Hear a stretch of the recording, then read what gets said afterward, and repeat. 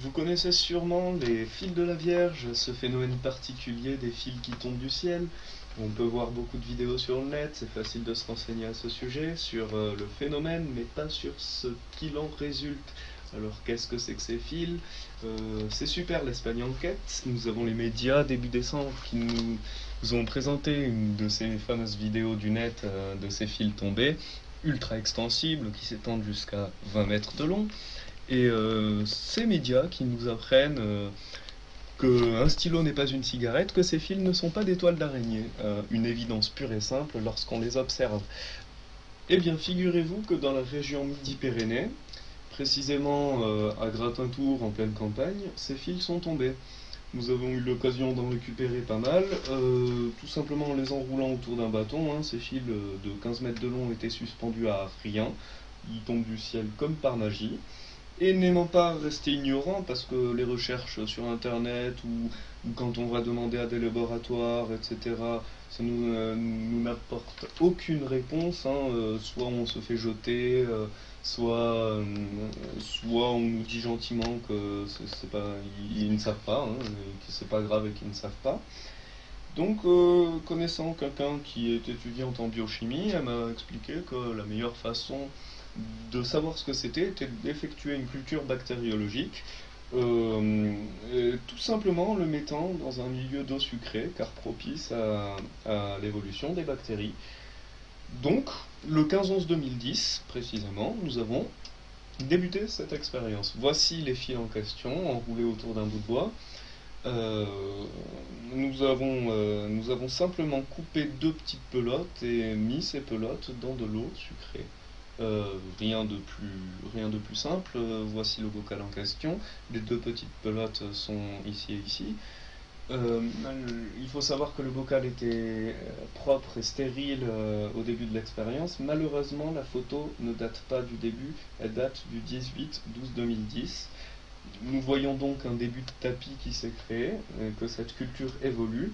Nous pensions à la base que c'était simplement des bactéries, comme le suggèrent ces autres photos du 18/12, où nous voyons une petite pelote ici s'échapper du sol et remonter, qui maintenant se situe ici. Sur cette photo, on aperçoit deux pelotes, sur celle-ci aussi.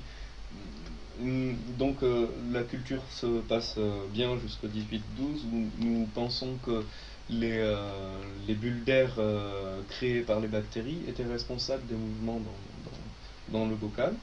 Or, quand on atteint cette période du 5 et 7/1/2011, où nous avons fait pas mal de clichés intéressants, où on voit l'évolution complète d'une masse de fibres interconnectées entre elles, et nous avons pu mettre en évidence ces mouvements que l'on a évoqués tout à l'heure via une soixantaine de clichés, espacés de 2 minutes, qui défilent devant vos yeux.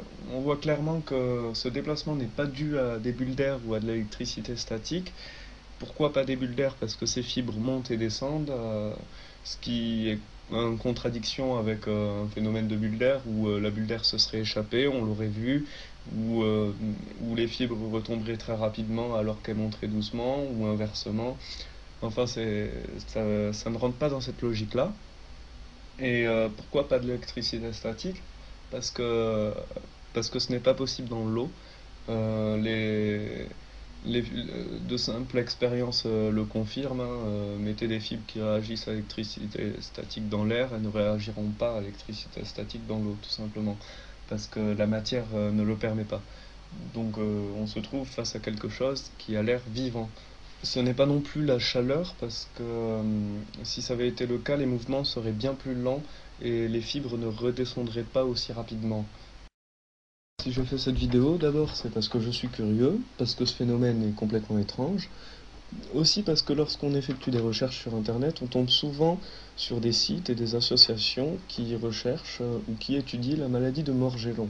Alors la maladie de Morgellon est une maladie très controversée dont certains médecins pensent qu'elle est psychologique et d'autres d'ordre physique. Ceux qui pensent qu'elle est d'ordre physique ont stipulé que la maladie de Morgellon était étaient soit des bugs nanotechnologiques, soit parfaitement naturels, mais qui étaient en fait des fibres qui poussaient sous la peau, et des fibres qui parfois imitaient certaines cellules du corps, comme des cheveux ou de la peau tout simplement.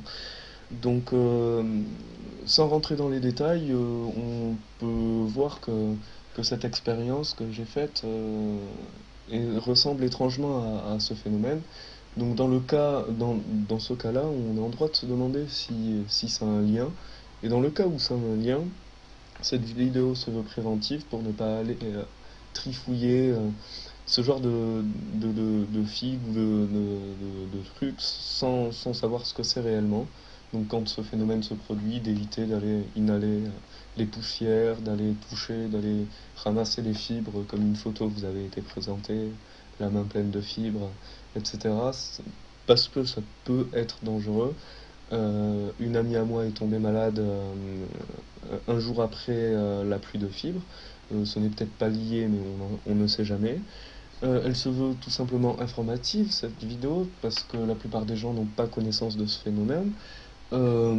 Si les gens, après avoir vu cette vidéo, veulent tout simplement se moquer de moi pour diverses raisons, je leur dis au revoir.